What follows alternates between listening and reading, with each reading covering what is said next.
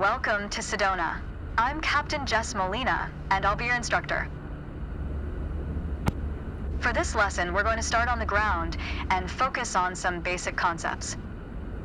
Fundamentals every pilot needs to know before hitting the skies. This is your plane, a classic, the Cessna 172. Take a look around it. In the simulator, anytime you want, you can easily switch to cursor mode. The cursor is handy for interacting with menus and cockpit controls or instruments. As you can see, activating the cursor also displays the toolbar at the top of the screen.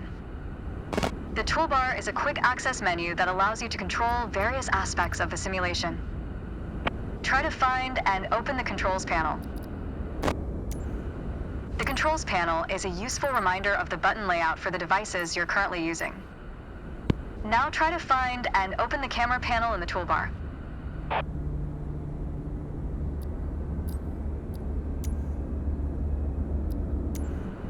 The camera panel allows you to access the various views and camera modes of the simulation.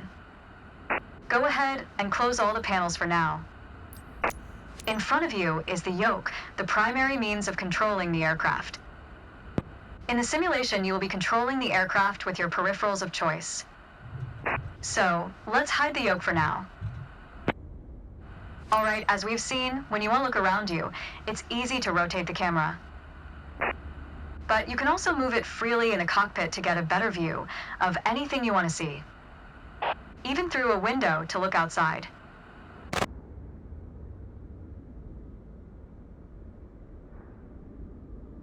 Now, reset the camera to its original position. Alright, that covers all the main camera functions available in the simulation. Try to familiarize yourself with them a bit more, then reset the camera to its original position whenever you're done.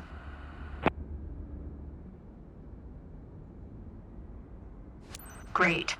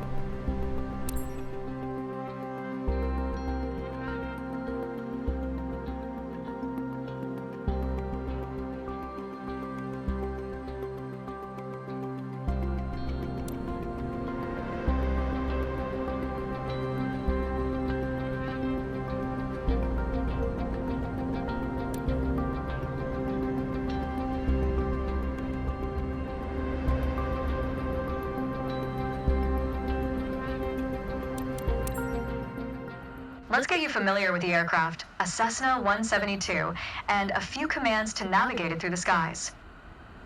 In front of you is the yoke. The yoke is like a steering wheel, more or less. Turn it left or right to control the ailerons and bank the aircraft into turns.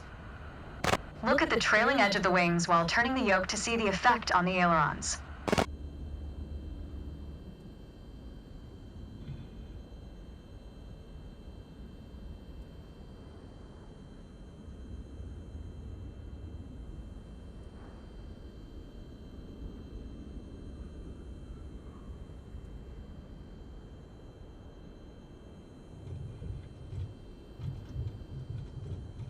Okay.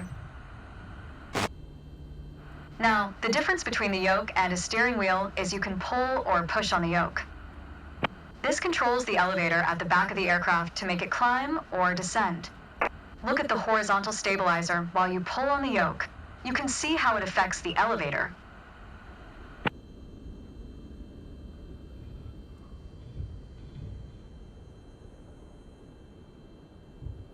Nice. Down at your feet are the rudder pedals. They steer the aircraft when you're on the ground. The upper part of the pedals also control your brakes. In the air, they control the rudder at the end of the vertical stabilizer to yaw the aircraft. This is mostly for small corrections, for coordinating turns or compensating for a plane's tendency to pull left during takeoffs and climbs. Look at the vertical tail while operating the pedals to see the effect on the rudder. Great. Last but not least, the throttle is located near the center of the cockpit. Pushing forward will increase power. Pulling back will decrease power. First, look at the throttle and select it.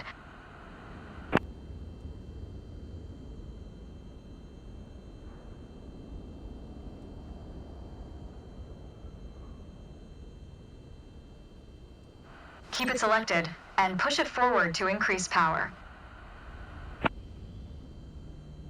Power is increased. Now pull it back to decrease power. Power is decreased. Now we'll do the same without focusing on it. Deselect the throttle. Look away from the throttle and increase power. Set your throttle to idle. Excellent. When the engine is on, you'll be able to see the power change on your RPM indicator. You will find it on your PFD screen in the top left corner.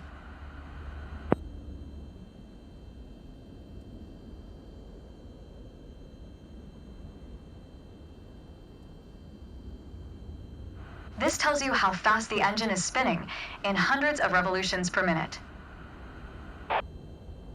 Next, take a look at your current speed on the airspeed indicator. It's on the left on your PFD screen. It measures the speed in knots. To check your altitude, look to the altimeter. It's on the right on your PFD screen.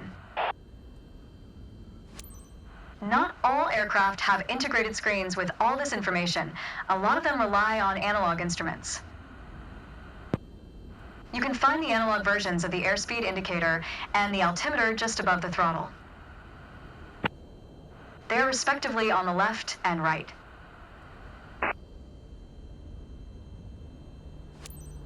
The analog altimeter has 3 hands similar to a clock.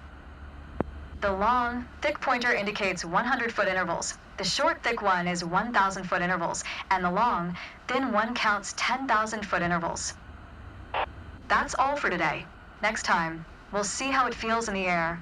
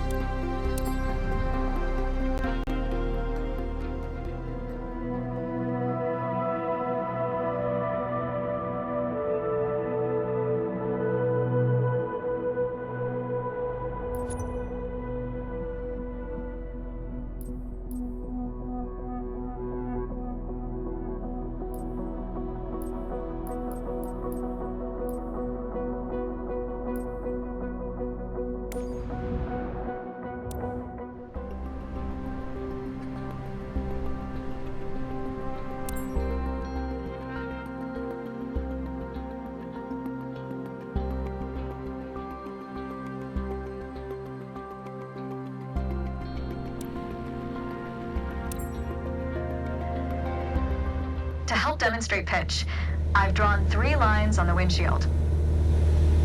Notice how the middle line matches the horizon while we're flying level? This is the cruise attitude. The lower dotted line is the climb attitude, and the upper one is the descent attitude. Let's dig deeper into what that means.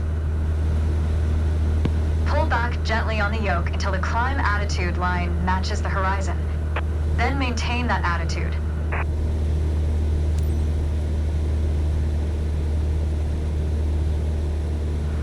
According to your altimeter, we're gaining altitude.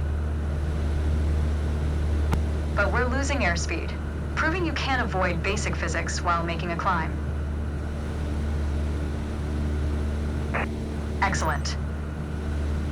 That's good. Keep working on it, you'll get better. Now, let's level back out. Our speed is increasing and our altitude is stable. All right. That's good. That's okay. Push gently on the yoke until the descent attitude line matches the horizon. Then maintain that attitude.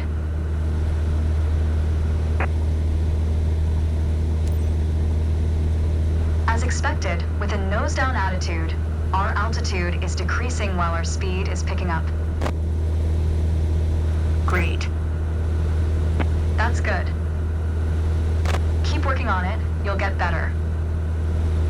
Okay, bring us back to level flight. Now your speed is decreasing and your altitude is stable. Nice. That's good. That's okay. Try to make only small adjustments to your pitch to avoid overcorrection.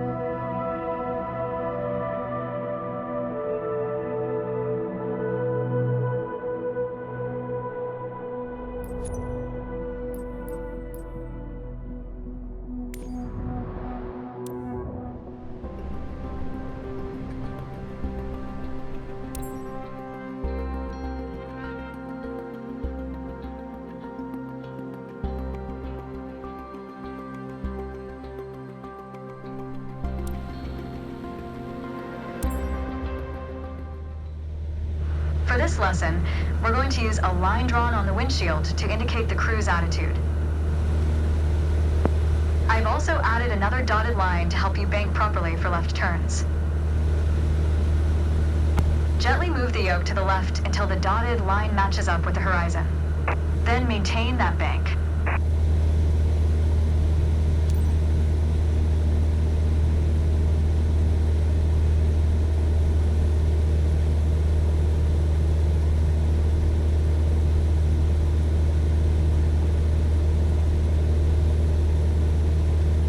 That's good. Watch your altitude. It wasn't constant during the turn. Now, let's see level back out.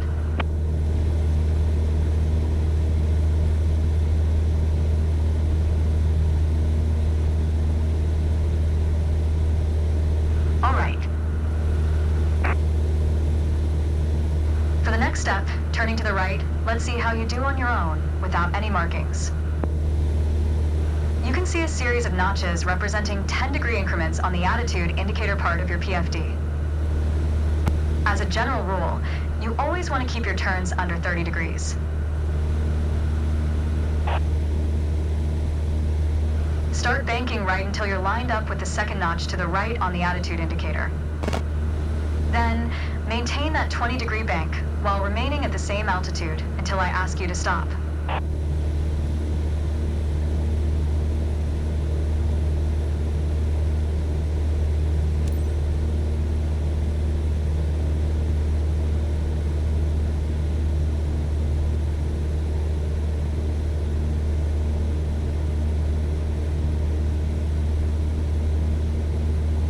Nice. Level us back out now.